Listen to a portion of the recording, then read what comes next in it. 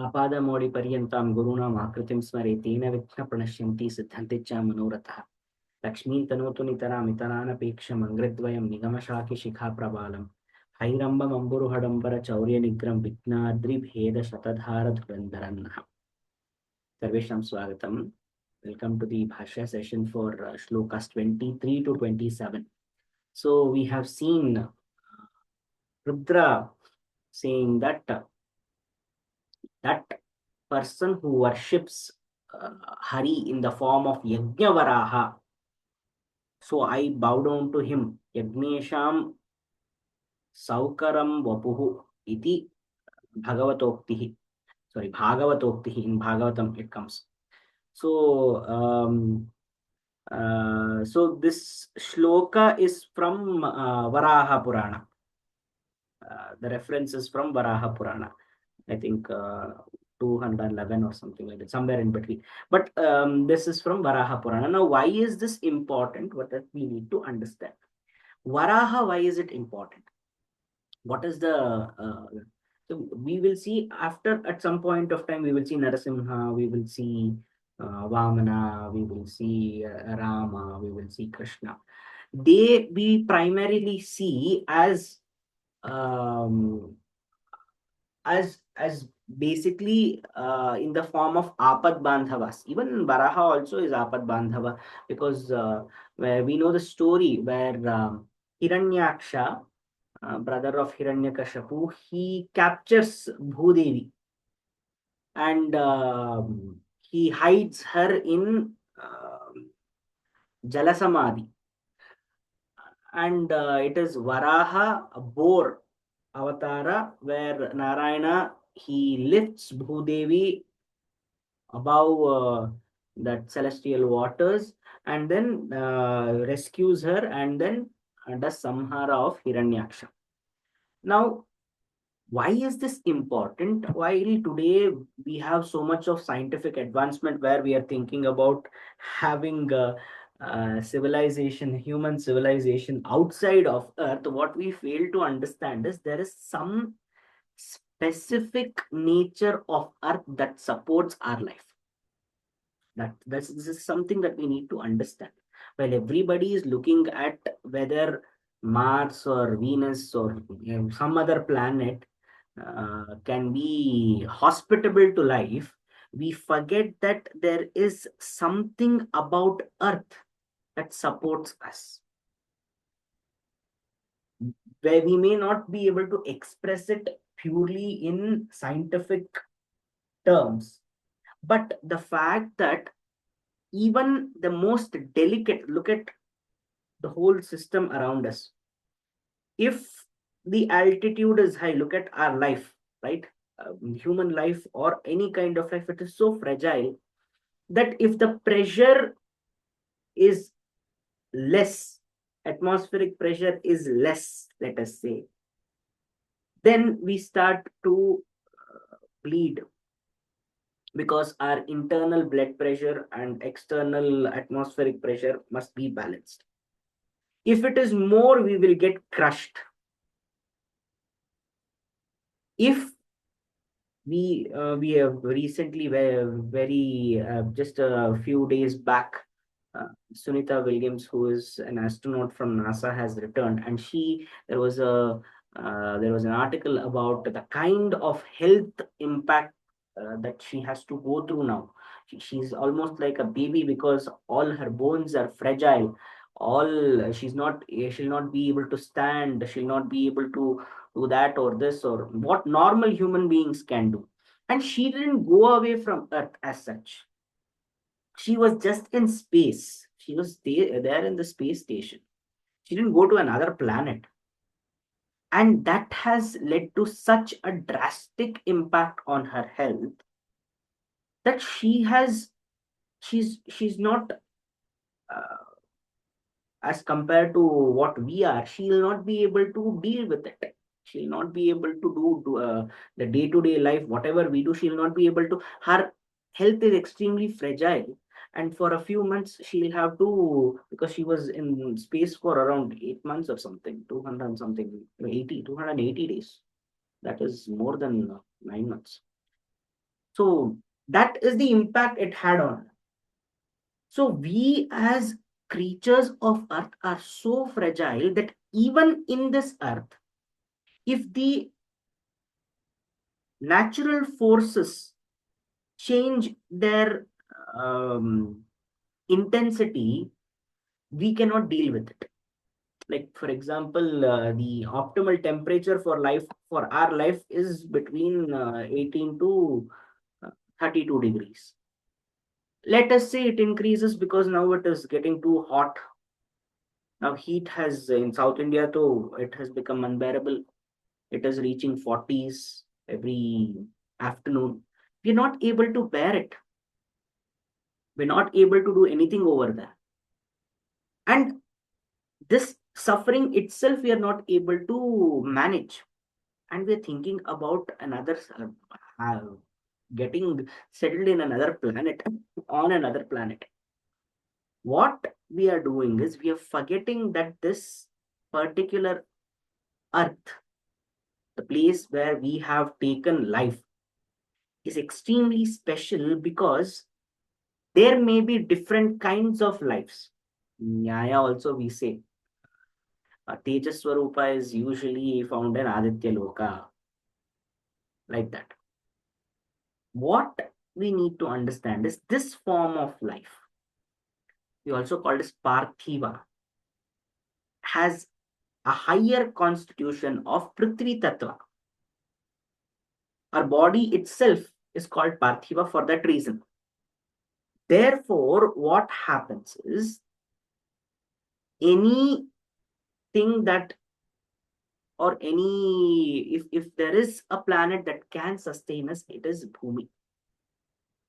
Varaha Avatara gave importance to this form of life through Bhumi, not through anything else. It embodied the whole of the creation, that is Bhudevi, the manifested form of earth.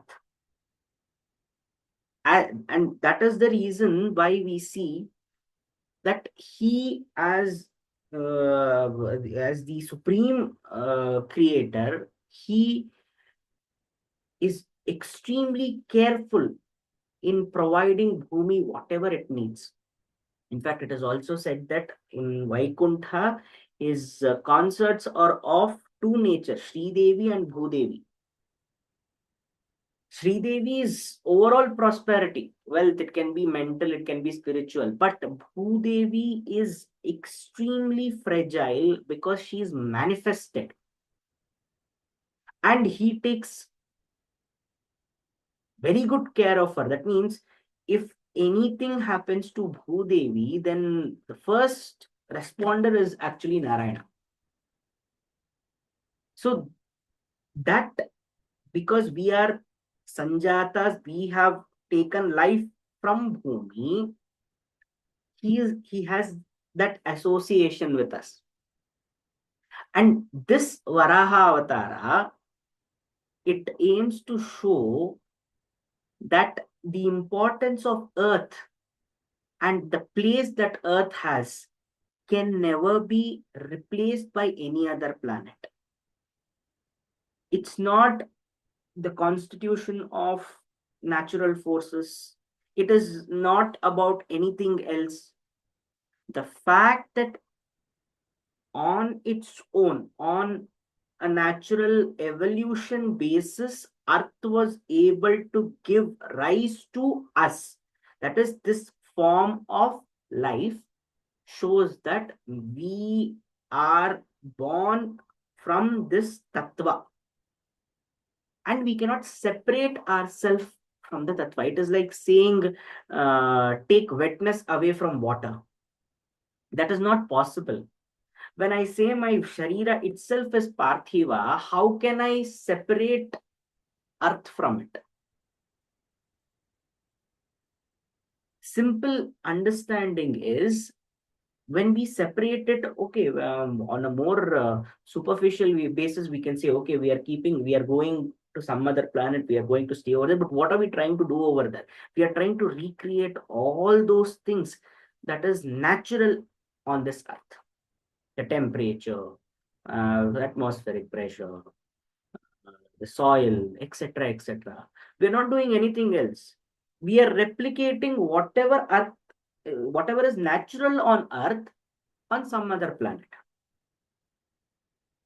Otherwise, we cannot survive. So, to say that we can survive on some other planet is stupidity. It is only Earth that can sustain us. Everything else is probably, as Krishna says in Gita, अशास्त्र विहितं घोरं तप्यन्ते ये तपो जनाः दम्भाहंकार संयुक्ताः कामराग बलान्विताः. So they are doing it to satisfy their egos. That's all. The technological advancement has its positives. Nobody is negating that. But the problem is when we are indulging in technology not for the sake of advancement of humankind, but to satiate our, fantasies or our urges, then what happens? It no longer is a part of Paramartha. It is just ego, that's all. So, this is what we need to understand. The importance of this Bhumi is through this Varaha Avatara. And Varaha Avatara is extremely manifested because boar is a mammal. It is extremely close to us. So, extremely manifested, extremely close to us. A person, we are thinking about Param Brahma. Param Brahma, Nirakara Brahman also we can go to. But we know it is extremely difficult and it is a siddhi to do dhyana on Parabrahman. But a person who can worship Varahavatara also has a lot of um, he has his own importance, and therefore Rudra says that I bow down to him. Extremely manifested Varaha Avatara, because we can imagine probably Venkateshwara, he's a human form, so we can imagine we humans keep seeing each other. Narasimha, ferocious form, yes, because anyway, we have seen the lion. The face is very easy to put it onto a human. But when we try to put Varaha, somehow it seems very difficult to digest that. Tusks, snout, and then imagine him in a godlike form. It is very difficult, yet it is extremely manifested form. Every details we will find. So Varaha Avtara, the one who does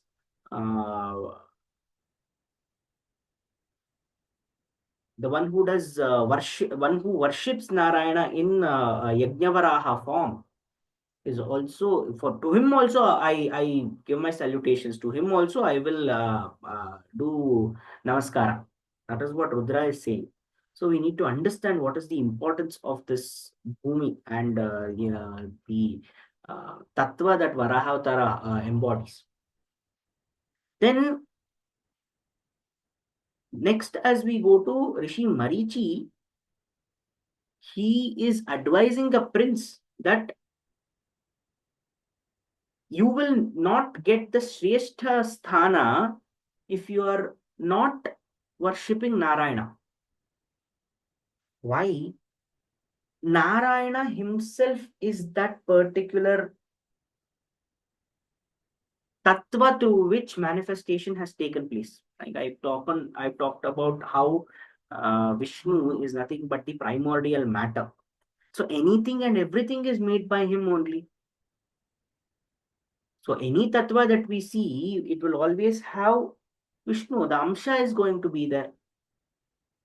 So now, thinking that being a Nrupa or Nrupatmaja, which means a prince, that we have already conquered the manifested realm, there is no relevance of Hari or Narayana is stupidity. And therefore, the person will not gain the Utkrishta Sthana, or Utkrishta Sthana over here is nothing but moksha. Then we have another Rishi, that is Rishi Atri, saying that this is again from Vishnu Purana.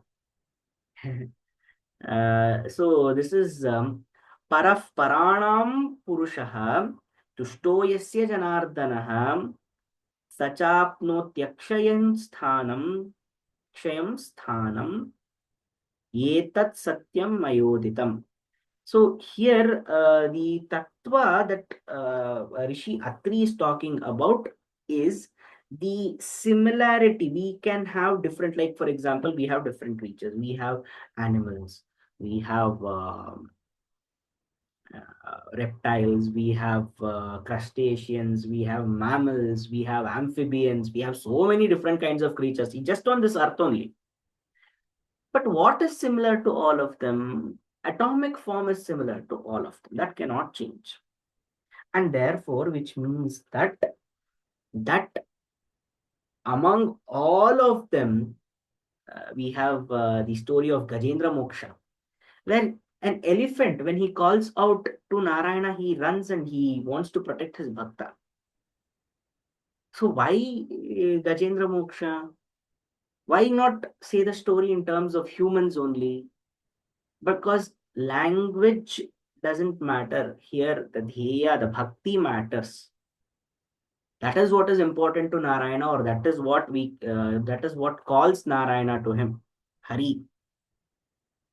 So this Atri, Rishi Atri is saying, among all the creatures, among all the manifested forms, that Purusha who has the blessings, Krupa Kataksha of Janardana, that person will acquire the supreme post. He comes first.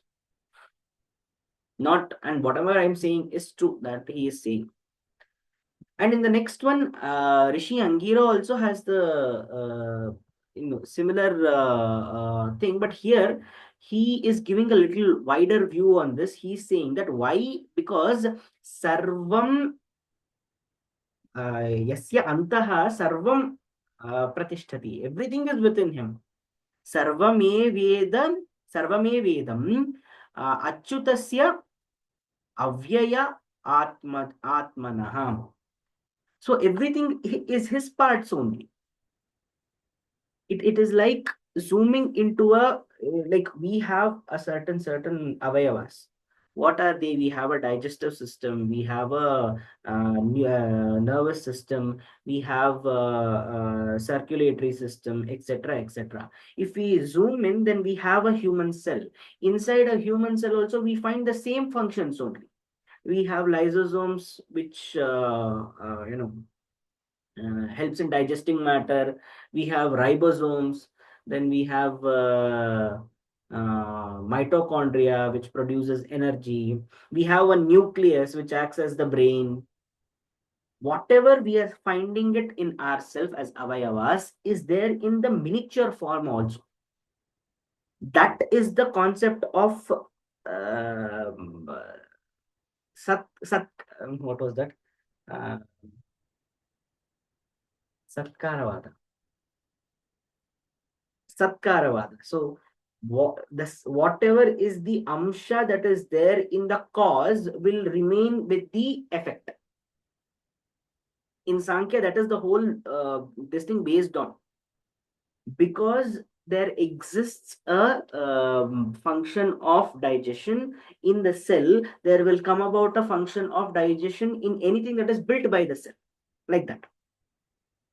So the sat, that is the tattva, is existing already in the cause, and therefore it is coming to the effect. So this is something that needs to be understood.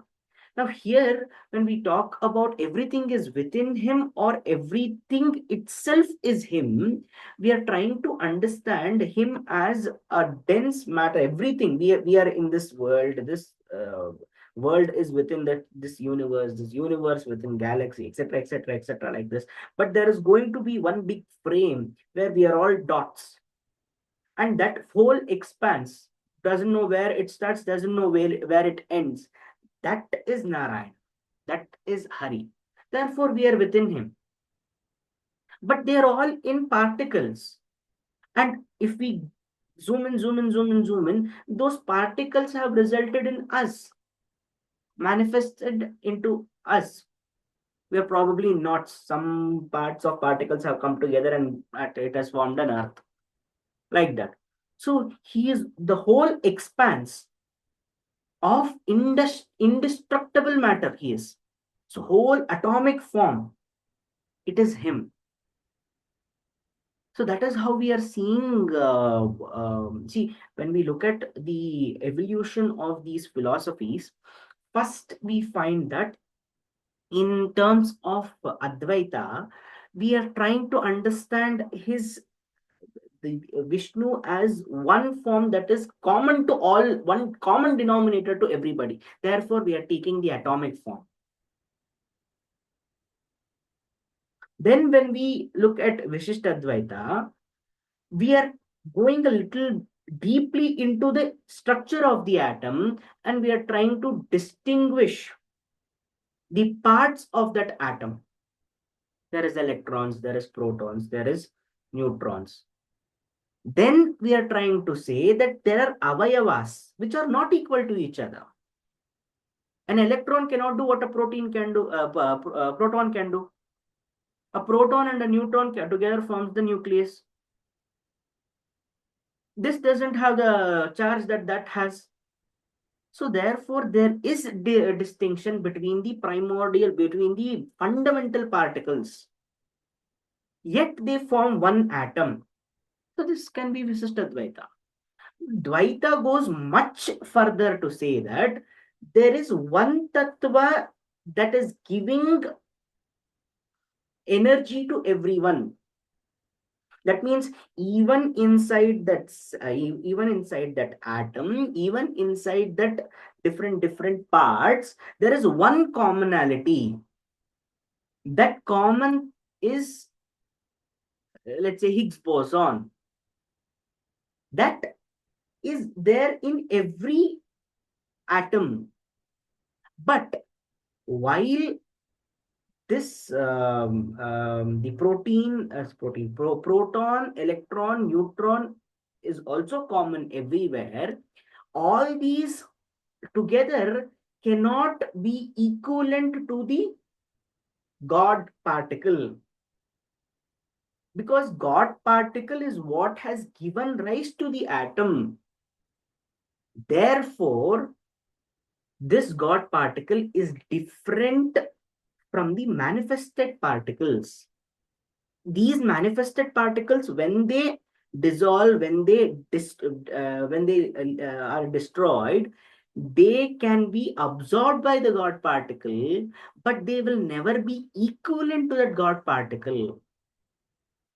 Yet the commonality between every manifested form is that we are all in atoms. We are all same in terms of atoms. So there is so much understanding of uh, the Hari Tattva in terms of these are interpretations.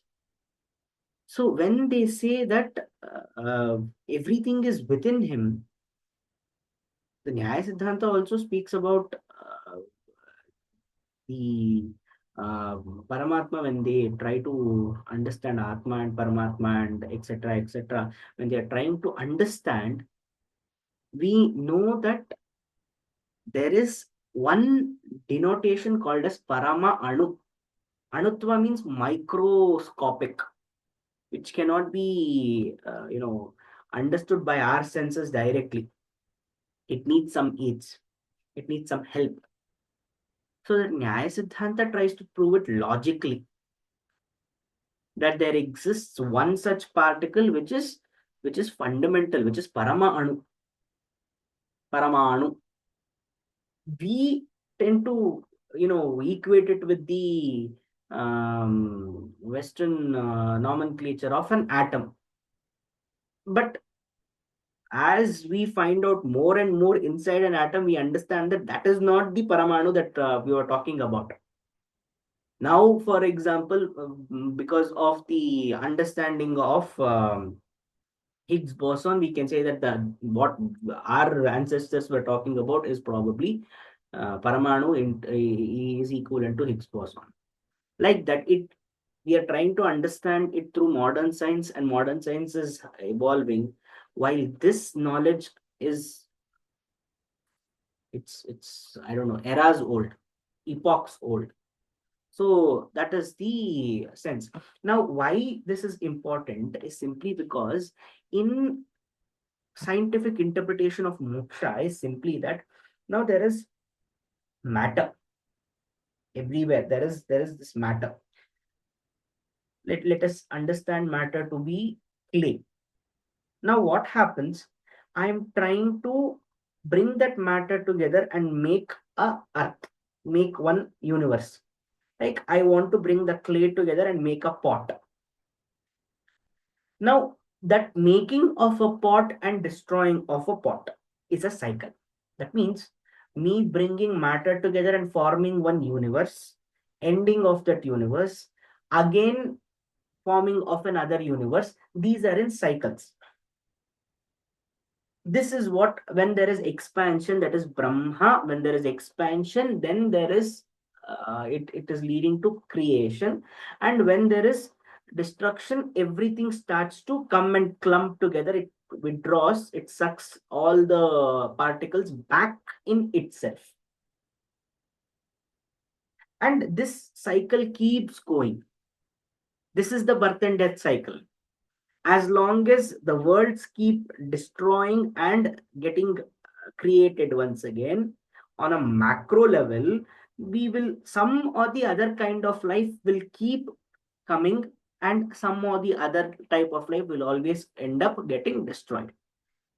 What is moksha then? Moksha is getting out of this cycle. So when the whole of the primordial matter or material expands, absorbs whatever is the residue after the destruction of one universe within itself, when it absorbs all the this thing, and there is no recreation, there is no new world born out of it, then we can say that our material, that is our atomic form, has reached its normal state, that there is no uttejana given to it. It is now just going to stay like that. So that is moksha in the cosmological sense. So here, when they say everything is within him, it is a very big siddhanta. At least when we interpret it, it is like that. That is the reason he is Param Brahma, the expansion. He is the creator. When there is expansion only, there is creation. Then Parandhama, everything is within him only.